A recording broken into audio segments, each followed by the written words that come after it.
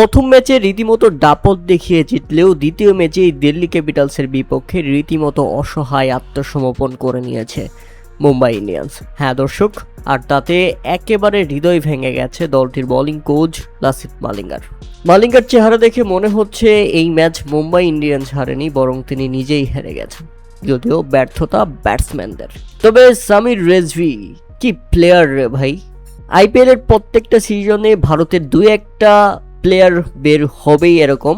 মানে প্রথম ম্যাচে সামির রেজভি করেছিলেন 47 বলে 70 রানের চোখ ধাঁধানো এক ইনিংস, আর আজকের ম্যাচে 51 বলে 90 রানের অবিশ্বাস্য ইনিংস। পুরো ম্যাচটা তিনিই বের করে নিয়ে গেছেন। কেননা আপনারা যদি দেখেন 163 রানের লক্ষ্যে ব্যাটিং করতে নেমে দিল্লি ক্যাপিটালস মাত্র 7 রানের মধ্যেই হারিয়ে ফেলেছিল 2 উইকেট। প্রথম 2 রানের মধ্যেই কেএল রাহুল ডাক মেরে ফিরে গেলেন, এরপর নীতিশ রানা তিনিও ডাক মেরে ফিরে গেলেন। 7 রানের মধ্যেই যখন কোনো একটা দল 2 উইকেট হারিয়ে ফেলে কতটা চাপে পড়েছিল তখন।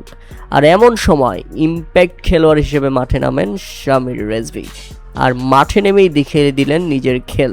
সামির রেজভি মাঠে আসার পর আর তাকে পেছনে ফিরে তাকাতে হয়নি। 90 রানের একটা ইনিংস খেলে রীতিমতো দলকে বের করে দিয়েছেন তিনি। সামির রেজভি যখন 90 রান করে প্যাভিলিয়নে ফিরছিলেন তখন একেবারে জয়ের বন্দরে পৌঁছে গেছে দিল্লি ক্যাপিটালস। তখন মাত্র 15 বলে 5 রান দরকার ছিল, আর সেই কাজটা ভালোভাবেই সেরে নিয়েছে ট্রিস্টান টাফস এবং ডেভিড মিলার। দারুণভাবে জিতিয়ে দিয়েছে দিল্লি ক্যাপিটালসকে 6 উইকেটের ব্যবধানে। আর তাতে মুম্বাই ইন্ডিয়ান্স রীতিমতো মুখ থুবড়ে পড়ল দ্বিতীয় ম্যাচেই। প্রথম ম্যাচে যতটা না রাজত্ব দেখিয়ে তারা জিতেছিল, দ্বিতীয় ম্যাচে ঠিক ততটাই লজ্জাজনকভাবে হেরেছে।